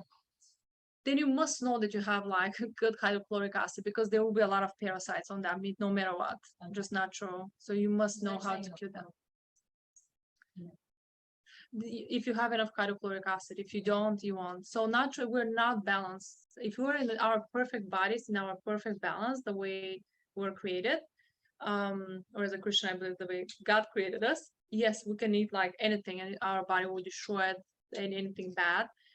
But if we don't, because we're not balanced based on the fact that we're so stressed, overstimulated, eating bad foods and so on, you won't be able to do that. So over time, that can cause a lot of issues. So you have to be careful with extreme diets and extreme things. Heat is not the best thing, but that doesn't mean like you should go and eat that unless you know your body can. Maybe start small and see. But I've seen a lot of YouTube videos and a lot of people saying like, oh no, this is the way.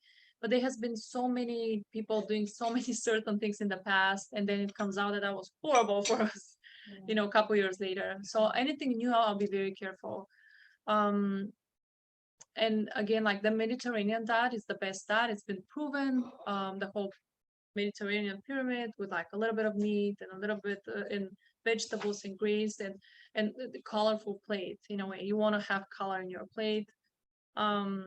and just learn your food and learn your body and how it reacts to it. So some people, again, meat will constipate them, others will give them energy, they'll feel good.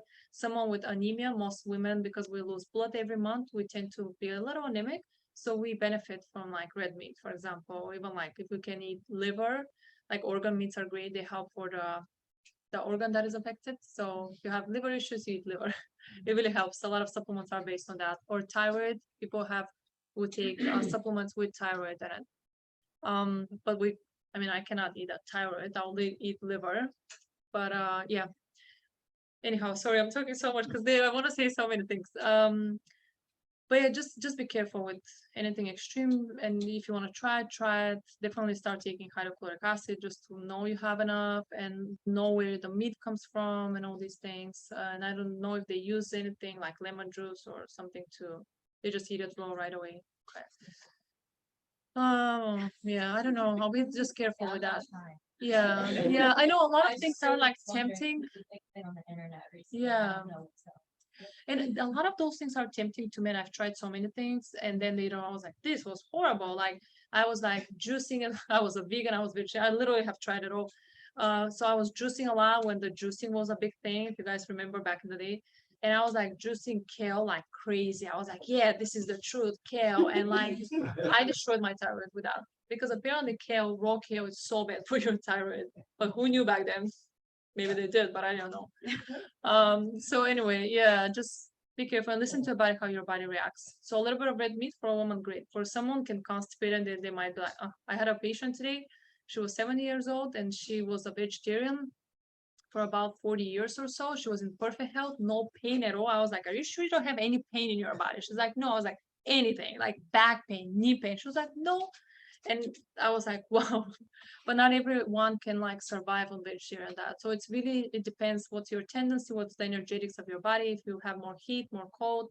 I'm always cold, so cold foods for me will make me more cold and it will cause loose stools and all that. Someone that is very hot, like a man that sweats a lot, might benefit from a lot of salads. So it's all about the energetics. Question online kind of related to that. I will paraphrase. So Eastern medicine says it's best to cook all of your foods and avoid cold foods and drinks like to build the digestive fire. Right. But when you're cooking your food is more likely to oxidize and then you lose the nutrients. So yes, so there is the balance, the yin and yang in Chinese medicine, constantly balancing yourself. You're more yin, you're more yang now. Now you have too much heat, then you cool it down. Now I have too much cold. It's that constant balance in Chinese medicine, yin and yang, yin and yang. Very difficult. So obviously don't overcook your food. You can steam it, have your vegetables still crunchy and not like mushy. And again, just see how your body reacts. Watch your bowel movement. Some people can eat salads, they're perfectly fine. I eat too many salads, my stomach is like all messed up. I eat like cooked foods, I'm perfectly fine. Some people eat cooked vegetables, they get very constipated. So it's always looking into that and not going too extreme with the heat. Yes, that's what Chinese medicine says. Chinese hate raw vegetables. That's why I go to a Chinese restaurant, they have everything cooked. They take care of, we call it the middle jiao very much, and the spleen likes warm foods, like soups, everything cooked. So if you have a lot of digestive issues, you go on that diet for a short period of time, you build that up, and then you can go to balance that. So everything, again, it's not an extreme. You can be on certain diets for your whole life. And you have to listen to your body. In the summer, I can eat a lot of salads and smoothies and watermelon and cucumber, which are very cooling. If I have that in the winter, like I have severe diarrhea the same day. It's like this coldness penetrates my guts. But in the summer, I'm fine. So seasonal eating, it's very important. That's how Chinese medicine was created, with the seasonal eating. So whatever your fruits and vegetables are in the season, that's what you usually eat. So balancing that, and it depends if you have digestive issues, yes, you have to cook the foods, not to the point where they're mushy, for a little bit until you build up that fire, and then you can go back to more balanced diet. I think that's it for online. Okay, sounds good. Is there a way?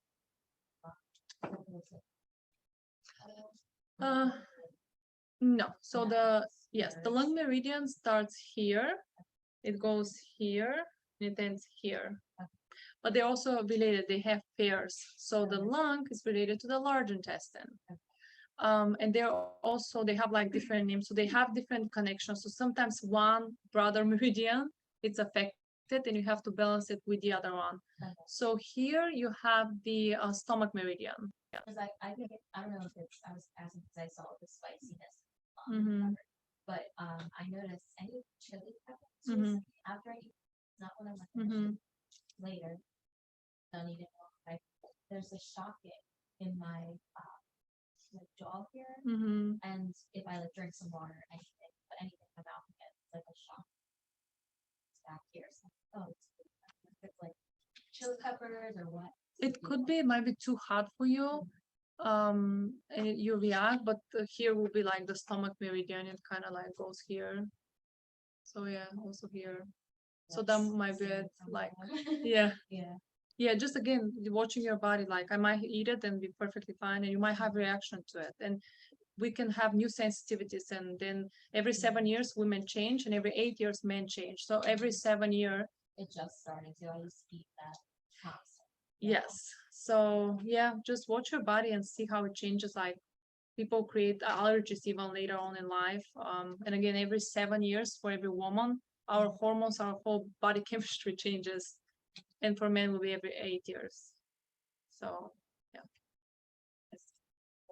May not have a short enough answer for this, but kids with autism, mhm, they tend to only want very bland.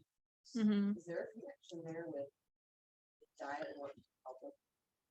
Yes, yeah, and again, you have to see the energetic and why the child wants that. That if it's bland food, it shows because the spleen and stomach like bland foods, especially the spleen. So that shows that there's spleen deficiency. They crave that food because there's deficiency there. So some herbs will be absolutely amazing for them, even if they don't want to take them, put it in their food.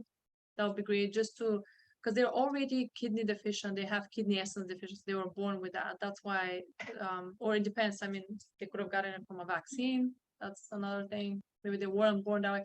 That's why it's good to see the ear because the ear shows a lot of things. I interned with a doctor in Tampa that only used the ear, never put needles in the body, just did ear seeds and had amazing results. Studied with a Chinese doctor for many years that was in a Chinese hospital and looked at the ear. As you know, we use it a lot. It's a microsystem of the whole body, the most powerful one. And she would diagnose, she won't even ask you questions. She would just look at your ear and tell you like previous injuries, what's going on, how long you would live, meaning like if you're going to have a long life or not based on your lobe. I won't because it's mine is small. If you're smart or not, because there's grooves, and I've noticed that too. So interestingly enough, children that were born with Down syndrome, autism, they have kind of small and their ears, they show, even if you just see the ear without the actual face, you will know that the child has challenges growing up. And that's, then you address whatever is happening. So you can help with that. But again, you have to really see the energetics and where it comes from. So definitely tonifying the kidneys, the spleen and stomach, because bland diets, they're best for spleen and stomach chi deficiency. If you crave them, then your spleen is not working well. If you don't crave them, but you have a lot of digestive issues, we put you on a bland diet for a while. And the large intestine, I'm sorry, I'm going back. Just say, so the stomach goes here and the large intestine has a branch. It goes here, around here, and right here. So it could come from your large intestine or your stomach. So if it like travels here, will be the stomach, but then they're connected. So one will transfer to another, or just the large intestine. So then we have to see what's happening there. Okay, any other questions? Yes. Is kale okay? Kale. Yes, eat it all the time, juice it. You can eat it, you can saute it, don't have it raw all the time because it has a component, I forgot the name of it, that attacks the thyroid and destroys it. Alright, cause I like it in smoothies, so I guess.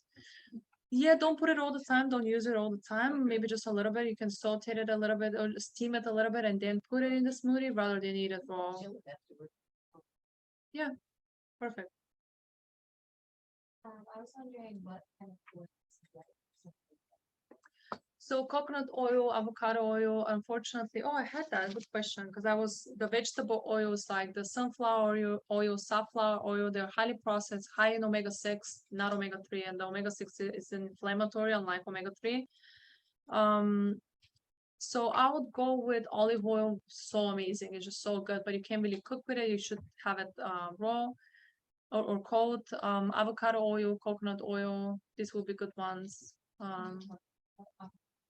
Yeah, you can cook with that one. What about like cold pressed extra virgin olive oil? Yeah, that's perfect. The cold pressed one. Better than heat process. Yes, yeah. Yeah, the purest the oil, single origin, the best. So yeah, also and that one you're not supposed to have hot either. It's I think it's UDO, nut oil. You can have that one, you put it in the fridge and you have it on salads. This one is really good too because it's like from nuts. And you can just have that from your foods as well, and not too much again, because that will create dampness. So anything in too much will create disbalance in our body system. So yeah, yes. Person, kidney issues, like, make up. Hmm. And they're really. Hmm. So, for hydrating, but they're certain. So they need to stay away from potassium. Because yeah, so vegetables actually are high in potassium, so they have to stay away from that. Because if they go into dialysis, they cannot have that, and protein too. It will be they'll drop their diet with protein and potassium, and not too much water too, because that makes the kidneys work too much too. So that also, and hydrating water, meaning with minerals, adding minerals to your water, because a lot of our water it's not hydrating. We pee it out all the time. It just doesn't hydrate us. Coconut water is hydrating, so that would be good. But definitely like be careful with potassium, because that's one. Checking the creatinine, it's very in the blood test, it's very accurate for any kidney issue, so that has to be checked every 6 months. It's a very small range, I think 1 to 3. At like 4 or at 5 you're on dialysis. So that's how like. Mhm.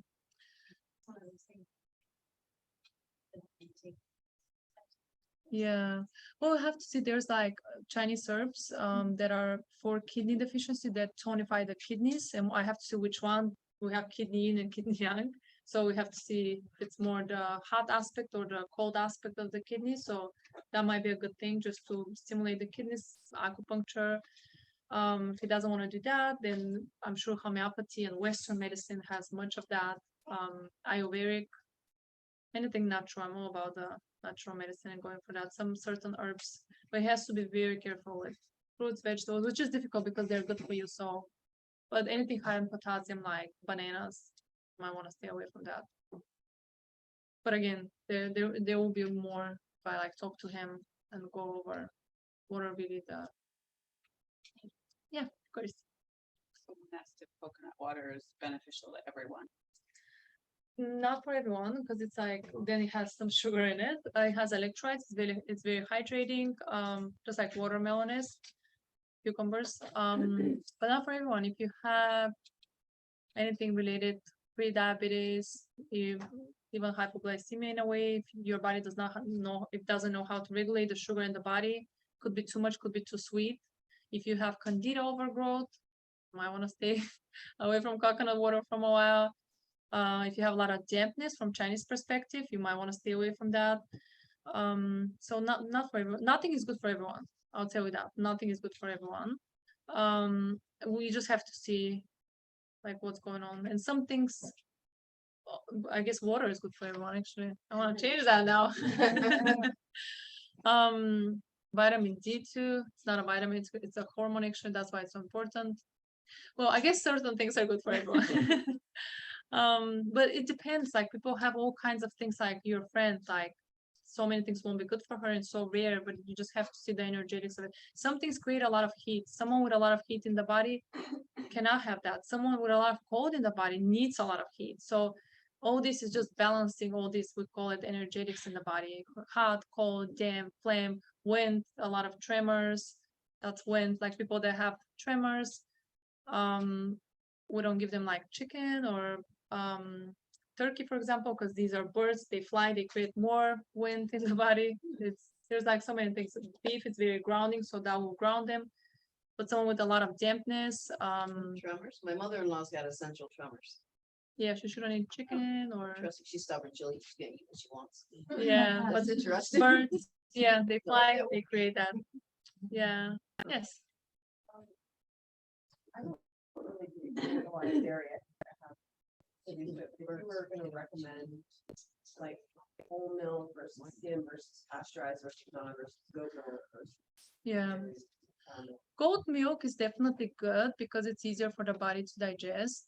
Also like people that have sensitivity to dairy, like kefir, for example, made of goat milk, it's easier digested from the body. I, for some reason, like when I came to the United States, I can't have your yogurt, but back home I can eat yogurt all day.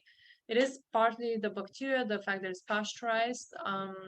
But it's interesting enough, I can eat yogurt from goat milk yogurt or kefir from goat milk. So, and I've read that goat milk is better. You want to go with the non-dairy one because we all probably have a lot of dampness and that will create more. If you are kind of malnourished, if you are sick for a while, you might want to go and have like a warm milk a little bit because that's in Chinese. Like milk, meat are very nourishing, but they can also create a lot of damp. So we have to see what it is. I'll go with like oat milk because it's like when you, especially when you buy it, like they have a lot of milk that it just says, especially Trader Joe, they have a brand that they sell, or I guess it's their brand. It's just oats and water. Doesn't have all the extra, the gums and all these additives. So I'll go with that. Coconut milk can be kind of fatty. So if you have dampness, that will create it more. But even with that, any dairy will create more dampness, or it can be very nourishing. It depends what's going on in your body. If I check your pulse and it's very deficient, I might say like, oh yeah, I have some dairy. But if it's very like fast and erratic and slippery, then I'll say do not eat dairy. So I would say with that. But goat milk, if you have to prefer, and also like the have whole milk, don't have skim milk 2% and all that. Again, more processed, worse. Like ghee, for example, is great, by the way, too. Fermented ghee, the clarified butter. But again, there's just so much into that too. But I'll say anything that read the labels. The less things on the label, the best. The more things, the worse. If I could get like, I don't know, say I went to a farm and they had sheep or goats and asked them for just raw milk. I made my own yogurt. Yeah, you can absolutely do that. Yeah, and it's so easy to make yogurt too. Yeah, so easy to make yogurt too. You probably know how, but yeah, you can absolutely do that. You can make kefir too and drink that. Just see how you react to it. Could be great for you. It could be bad. Yeah. But yeah, goat milk will be better than. And if you had a cow, I'll be like, give me some milk. I want some too. That's perfect. But we don't, and it's so hard to really find or trust really someone with that. Even like farmers and stuff, we really have to know them and all that. So what would you do? I don't, look, my husband goes into food comas when he eats. He's been doing it for 15 years since I've known. What do you do? Quit feeding him, then he stays awake. Yeah, I know. So he eats, that's spleen deficiency, by the way. Yeah. Puts him right to that because the body cannot, kids eat food and they run around, they have all these energy because they are not as spleen deficient as we are, even though they're born with spleen deficiency. But as we age, the more we go into this food coma. So it depends also like what he's eating, mostly like heavy foods, comforting foods, because we need to be comforted. Cook healthy foods, he won't eat it. Yeah, well, he craves that because there's deficiency. So if he gets certain herbs, that could help with the deficiency, and then he'll Listen, I stop have a craving food it. forest. It's not working. It's like his mother. Yeah. Well, then it's kind of hard. Some people are so stubborn. Like I have patients that are like, I'm not changing my diet. Do whatever you want. I'll get acupuncture. I'll get herbs, but I'm not changing my diet. So Yeah. then you have to work with 'Cause that. he won't eat for 10 hours at work. Then Yeah, he comes home and he eats and eats and eats. Then he goes to sleep. very common. Yeah. It's quiet in the house. Yeah, it's just creating new habits, Yeah. just we have to constantly create new habits, observe ourselves, see what we're doing wrong and how it affects our bodies. Yeah, and it's difficult. I want to change so many things and I love talking about it, but I don't do that at all. But yeah, it's just, I don't know, we do so many things that are bad for us, but little by little small changes, I noticed that even for myself, like big changes are too overwhelming, but something small, like just changing one thing at a time for a couple weeks, then changing something new. small, and it's easier for your body, for your mental health too. Otherwise, it's like shock. Your body does not want to get out of the comfort zone. And comforting foods we eat because it's something related to our emotions. We are lonely, we're upset, we're depressed, we're anxious, we're unhappy in our relationships, we're unhappy with our moms or with our cousin, whatever. We need something to comfort us. And the dampness that creates that, it's very grounding, it's very heavy. It's fat that like just, and we like that feeling. He said this has been going on all his life. We've only been married 14 years, so. Yeah. Yeah, and again, if his body, I mean, reacts good to it, but he probably doesn't because not eating for 10 hours and eating and then going to bed is just so bad, especially at night. Yeah. It's hard to just little changes here and there, I think will help. Instead of like, you must change that because it's like nobody wants No, to I don't change. tell him. Yeah, just little things like adding like a little tea or giving him like at least snack during the day. No, I hide tea in his apple juice though, just like kids. Yeah. Restaurants, the kids. Yeah, some homeopathics will be perfect for him because they have Yeah. no taste and they're easy, like that can like increase his appetite during the day. A ginseng is a good one. It increases your appetite because it's like a lot of our formulas, nourishing formulas, they have ginseng because it's very nourishing for the spleen and stomach. So that will raise your appetite. So then if you'll be hungry during the day and be like, oh, I kind of want to eat something. So his appetite has to be regulated too. Put it in the seal. Mm, Give me an idea. Thank you. yeah. Yes. Is there kind of like a good reliable way to know how much protein we should be getting? So that's the whole misconception of protein, like how people say, I don't get enough protein. It has to be based on my weight and this and that, like, which in Western medicine, when I was in my nutrition program, I was like very confused because it seemed like we should eat pounds and pounds of meat and nuts and this and that. It really depends how your body digests things, what was the state of your spleen and stomach, because they're also responsible for your muscle mass. So people that gain muscles fast are people that have very strong digestion. People that can work out all the time and never build muscle have very weak spleens and stomach. So they have to nourish that. You don't need to eat too much protein because it's very hard on your kidneys. That's why people on the keto diet for long periods of time, I'm not saying it's the worst diet, but it's not the greatest. And it is a diet and it's an extreme. They over time actually can go into dialysis. The first year they feel amazing, but then they eat so much protein, it's so hard on the kidneys. So you have to think about what breaks down, just like taking too much herbs and supplements, they have to go through the liver to be detoxified because that's where our detox system is, cytochrome P450. That's why we take medication every couple hours and not at once because the liver will detoxify most of it, not all of them will be bioavailable. So same thing with whatever we take, we have to think about what system it goes through because it will be heavy on that system. If you eat a little bit of meat every day, or nuts or fish, or shellfish or beans, it's enough. You don't need that much protein. You really don't. People have survived on very little protein for many years and have healthier lifestyles than we do here, eating so much protein.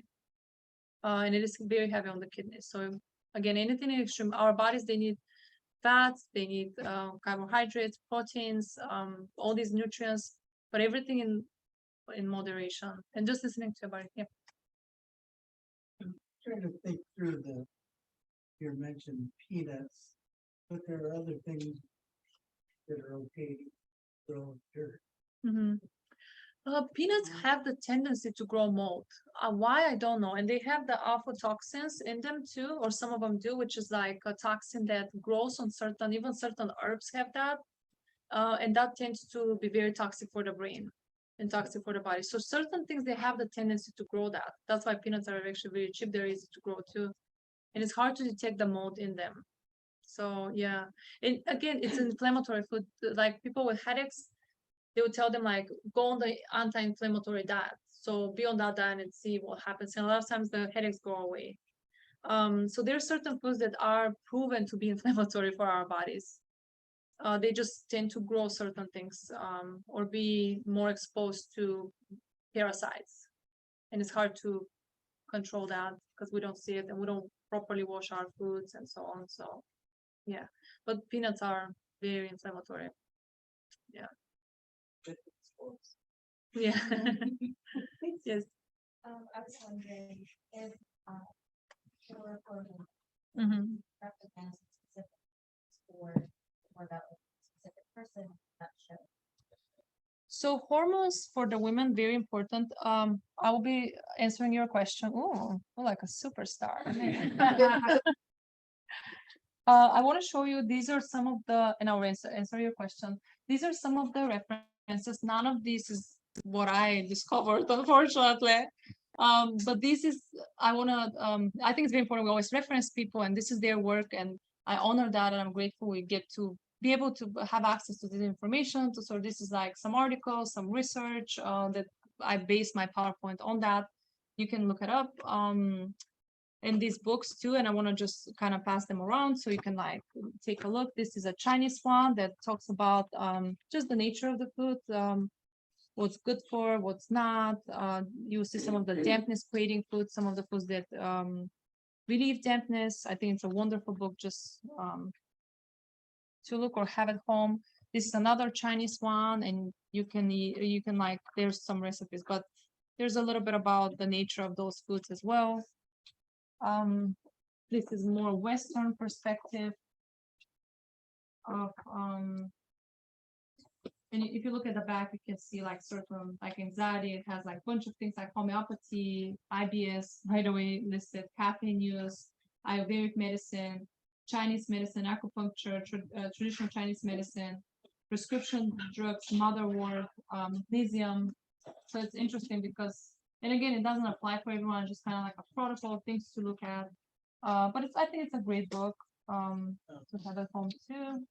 They're asking if you can show the books like in the camera. Yes, as soon as they bring them back, I will. This is another book that I use in my Chinese program. It's also interesting. That has, again, just Put it to the camera. yeah, just take a look. Okay. Is this in your resource list anyway? So you No. want to put it a little bit higher, up higher and then closer. Here, you can make it so you can see you. Actually, it is in my reference list. Okay, there's your camera there. You can see. Yes, Yeah, so it should all be on it is on the reference. Sorry, I don't know if I put them on that. All right. We're at our 5-minute warning. 5 minutes. Okay. Yeah. Sorry guys, I can talk forever. So yes, with the hormones, they're super big for women. Also men recently with thyroid issues, I've been seeing a lot of that. Everything interacts with our endocrine system, and endocrinologists in the United States are the highest paid doctors, very hard to find because it's such a complicated system, and even they have a lot of issues figuring it out. From Chinese perspective, could be so many different things. There's different ways you can regulate them. First, you need a hormonal test. The most accurate with it is saliva test for the hormones, and it has to be done certain period of the time because the estrogen and progesterone, they go up kind of in the middle of the month, in the middle of the cycle, and then they go down. So regular blood test, if you go and get tested, like your testosterone, estrogen, it won't be accurate. It has to be saliva, and it has to be in this period of time to be accurate.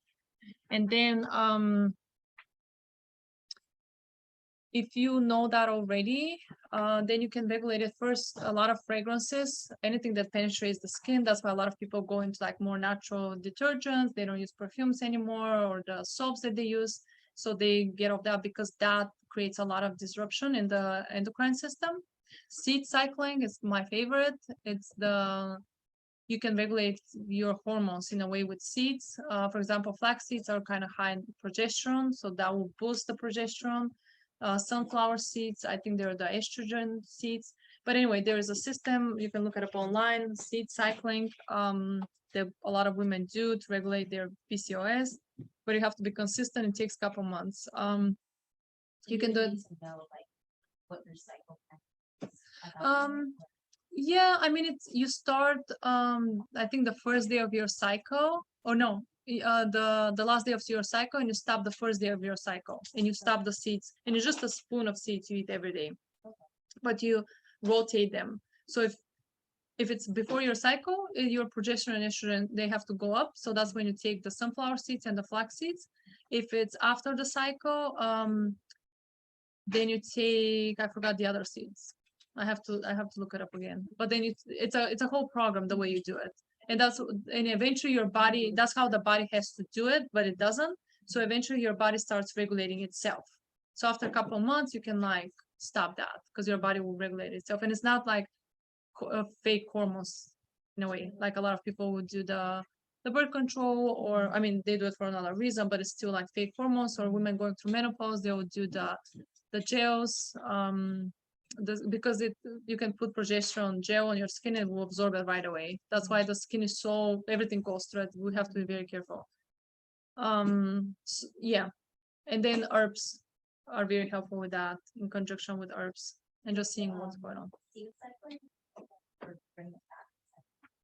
I've read that yes, it had brought it. I would go with, I mean, if you could go and see an herbalist or acupuncturist or whoever you want, but just even an herbalist would be perfectly fine doing that, because you could do things with acupuncture, but you need herbs for sure.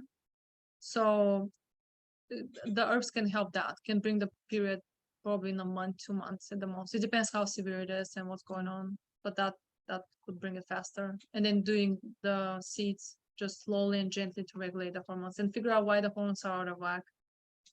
The big thing. And like, for example, if you have too much estrogen, you can take DIM, because it's probably a lot of pseudo estrogens, which are from plastic bottles, and it's in our water too. We drink birth control all the time from our water. So sad. And it increases the risk of breast, ovarian, and uterine cancer. If not, then you can take if your testosterone. We really have to see what's going on. But yeah, there's many things you can do just natural instead of going and taking hormones. All right. Any other questions? Okay, so my name is Martina. I'm a doctor of Oriental Medicine, acupuncture physician. I work at Dr. Linde's office as one of his acupuncturists there. And that was wonderful. I really enjoyed that. Wow, I can talk more. But yeah, absolutely. Yeah. And Martina's next class is in October. It's food as energy. Yes. Yeah. So we'll talk about foods that consume energy, that give energy, how it works, more the biochemical pathways. And yeah. October 19th. Will that be online? It's up now. Yep. And I have my business cards. If you guys have any questions, you can send me emails. Don't mind answering any of that. If you need more information about any of that, Any of the books. It's up really fast. Thank you. Yeah, of course. all right. Yeah, there's my email on it, and you can even take a picture if you don't want the cards. I'll leave it right there. And yeah. Thank you so much. My pleasure. Yeah. Yeah. Thank you guys. Oh, same here. Some Thank you. people online were asking when the books come up if we could show them. Yes. The front. Where's this guy? Right. I don't know.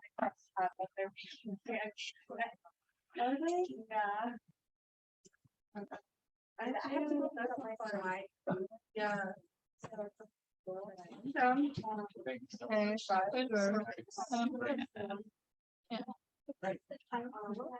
Yes. Thank you. Yeah, of course. All right.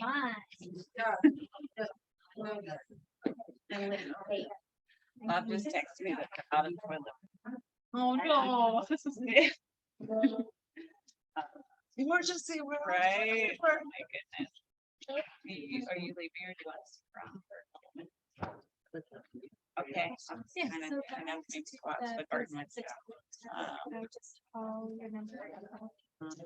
Is that something I? Yeah.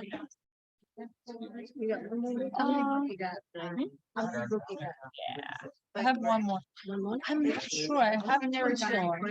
Yeah. I don't know because I work for someone, so it's not my own clinic. So I have to ask him and what he wants to do because he's the one that charges and stuff. So Probably not a whole appointment, because a whole appointment includes acupuncture, stuff like that. Or maybe herbal consult, or I would think at least you would say herbal consult, but again, I'm not sure. You can, I've done blood work done, but you know, when they get the lab work, I don't know. yeah, yeah. I don't Right, so you could call the office and ask them and just be like, hey, I went to this lecture and I talked to Martina and she said that you guys do that there. How can I get that done? Do I need a whole appointment? I don't want acupuncture. I assume you don't.